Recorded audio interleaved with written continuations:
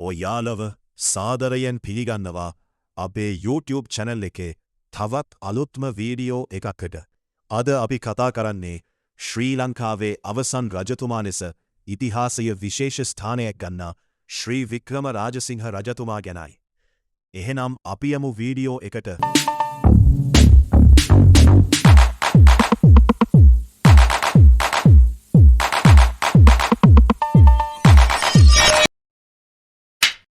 ශ්‍රී වික්‍රම රාජසිංහ යනු ශ්‍රී ලංකාවේ මහනුවර රාජධානියේ අවසන් රජතුමායි. ඔහු 1798 සිට 1815 දක්වා රජකම් කළා. ඔහු නායක්කර් වංශයට අයත් වූ අතර දකුණු ඉන්දියානු මූලයන් තිබුණා.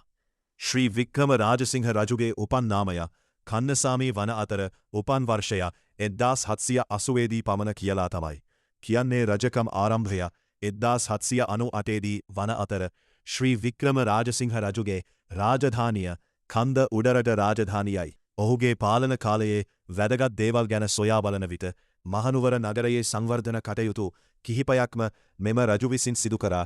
ඒ අතර ශ්‍රී දළදා මාලිගාව ආශ්‍රිත ආගමික කටයුතු වලට සහාය දීමද කෘෂිකර්ම හා ජලාශ සංවර්ධනයටද අවධානය යොමු කළව සඳහන් වෙනවා. ඔහුගේ පාලන කාලයේදී බ්‍රිතාන්‍යයන් සහ මහනුවර රාජධානිය අතර විශාල ගැටුම් ඇති වුණා. ඇතැම් අමාත්‍යවරුන් සහ ප්‍රභූන් රජතුමාට විරුද්ධ වීම නිසා රාජධානිය දුර්වල වුණා. 1815 දී කන්ඩියන් කන්වෙන්ෂන් නම් දිවිසුම හරහා මහනුවර රාජධානිය බ්‍රිතාන්‍යයන්ට භාර දුන්නා. ඒ සමඟ ශ්‍රී ලංකාවේ ස්වදේශීය රජකම් අවසන් වුණා. 1815 දී රජතුමා බ්‍රිතාන්‍යයන් විසින් අත්අඩංගුවට ගත්තා. ශ්‍රී වික්‍රම රාජසිංහ රජු ඉන්දියාවේ වෙල්ලෝර් නගරයට පිටුවහල් කිරීමෙන් අනතුරුව 1832 දී ශ්‍රී වික්‍රම රාජසිංහ රජු එහිදී මරණයට පත් වුණා. ශ්‍රී වික්‍රම රාජසිංහ රජු ශ්‍රී ලංකාවේ අවසන් රජතුමා ලෙස ඉතිහාසයේ විශේෂ ස්ථානයක් ගන්නවා.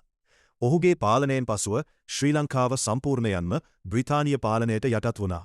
එහෙනම් යාළුවනේ වීඩියෝ එකට ලයික් එකකුත් දාලා අපේ YouTube channel එකත් subscribe කරන්න කියලා ආදරයන් මතක් කරනවා. ඒ වගේම මේ වීඩියෝ එක ගැන ඔයාලගේ අදහසත් පහලින් කමෙන්ට් කරගෙන යන්න.